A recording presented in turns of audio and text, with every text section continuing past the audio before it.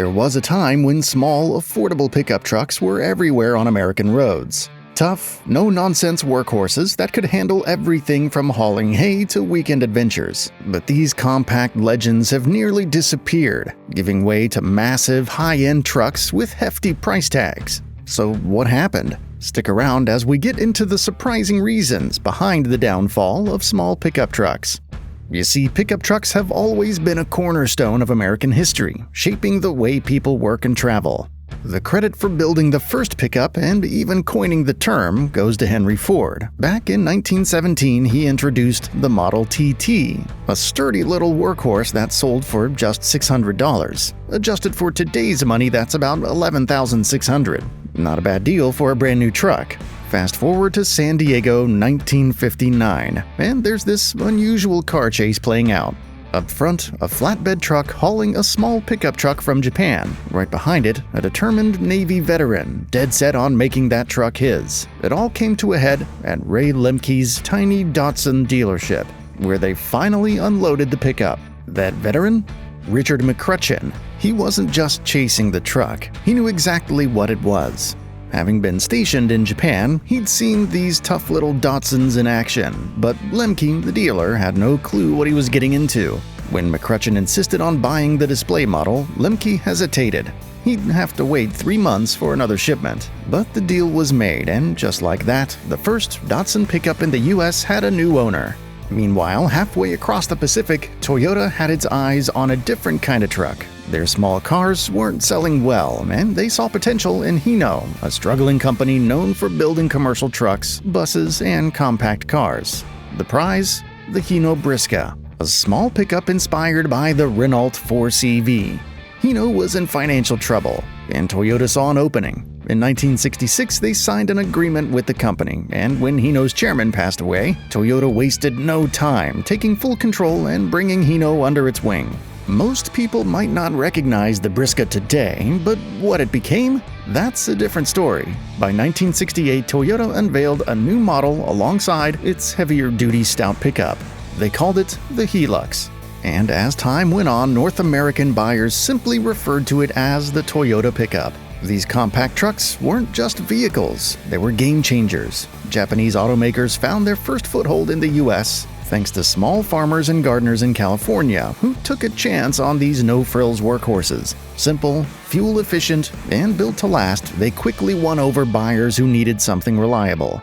At first, sales were dismal. Yutaka Katayama, later famous for the Datsun 24OZ, went door-to-door trying to sell these pickups, one at a time, but by the 1970s they had cemented their place in the market. They weren't fast, they weren't luxurious, but those four-cylinder powered little trucks could take a beating and keep going day in and day out. So now, decades later, you've got to wonder, where did all those small trucks disappear to? Looking back, trucks used to be as simple as they came. Take the old Nissan Frontier King cab, for example. It had seating for two up front, and the back, just a couple of tiny fold-out seats crammed into a little compartment. It came with a 5-speed manual transmission, and if 4-wheel drive was needed, all it took was a quick pull of a lever. That was it. No extra frills, no unnecessary complications, just a straightforward truck that did exactly what it was supposed to. Simple, however, is not a word that describes today's pickups. When GMC unveiled the 2019 Sierra and Sierra Denali, the Denali could be optioned with a carbon fiber bed, a truck bed made of carbon fiber. And it's not just GMC, the entire industry seems to have moved away from the no-nonsense workhorses they used to be. Take the new Ram 1500 for example. It comes with a 5-inch touchscreen, Bluetooth, and voice command as standard. You also get keyless entry, power door locks, and power front windows, all the modern conveniences. Some people might call that progress, but others see it as a list of features that could end up breaking down over time. And let's not forget about the engines and transmissions. They're more complex than ever, and honestly, it can all feel a bit overwhelming. But the real kicker with these modern pickups? The price. Last year, if you looked at the Big Three's lineup, the cheapest models were all sitting around $30,000, but let's be real. That's for the stripped-down, no-frills version. You know, the kind that makes you wonder, how much can I really live without? And good luck finding one of those at a dealership. When dealers know they can sell trucks for $100,000, yeah, six figures, they're not exactly rushing to stock the budget options. Pickup trucks have gotten complicated, over-engineered, and absurdly expensive. So when Bloomberg reported that truck sales, which had been booming for years, actually dipped for a while, it wasn't exactly a shock. The average person can't afford a basic pickup anymore because a basic pickup doesn't really exist, and the problem's only getting worse. These trucks keep getting smarter, lighter, and even more capable, but none of that is making them any cheaper. For dealerships and car companies, full-size trucks mean big profits. That's why they push them so hard, loading them up with deals and incentives. And it's no secret that American pickups have gotten enormous. These things make up over 20% of all passenger vehicle sales in the US. One of the biggest reasons for their dominance goes back about 60 years. As Daniel Griswold from the Cato Institute explained, quote, "When the European Economic Community raised tariffs on chicken coming from the US, President Lyndon Johnson hit back with a 25% chicken tax on imported trucks and other stuff." End quote. The main target? Volkswagen, which used to sell small pickups in the US. That tax is still around today, not because anyone's actively enforcing it, but because of pure political inertia. Now the chicken tax means any truck imported from overseas gets slapped with a massive tariff. The kind of tariff so big it would probably need its own financial advisor. Because of that, if a company wants to sell trucks in America, it's cheaper to just build them here. And that's a problem because outside of the US, smaller trucks are everywhere, travel through Europe, Asia, or Latin America, and compact pickups are just part of daily life. Trucks like the Mitsubishi L-Series, the Ford Ranger, and even the Volkswagen Amarok are common sights. The Amarok looks like a solid little pickup until it's time to change the timing belt, which apparently requires dismantling half the front end. So here's the issue. Selling the same small truck in multiple countries means building it in multiple places. And car companies hate doing that. In fact, most of them are doing the exact opposite, consolidating production into as few factories as possible. And then there's the pricing problem. Americans don't want to pay what small trucks actually cost to build. Because these automakers have to manufacture them in the US, they can't price them as low as they could if they built them in, say, Nicaragua. Labor costs are higher thanks to unions that ensure every work hour includes multiple breaks, including some that might involve, let's say, less than legal beverages. Take the 2016 Chevrolet Colorado, the last true compact truck GM built.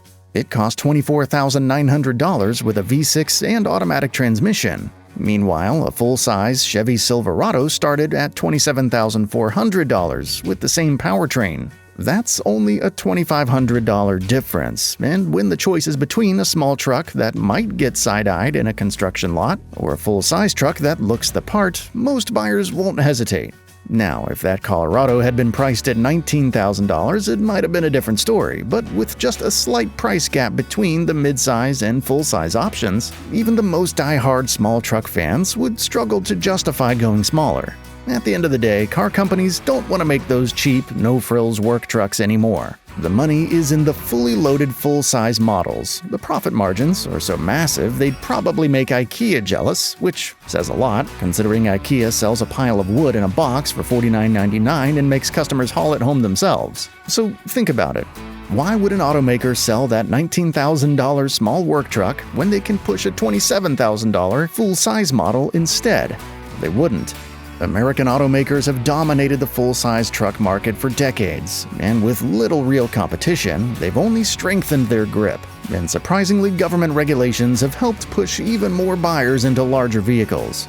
During the Obama administration, new emissions and fuel economy rules hit passenger cars much harder than light trucks, a category that includes pickups and a lot of crossovers. According to a 2020 Reuters report, this difference in standards made automakers double down on light trucks because they were easier to sell without meeting the stricter car regulations.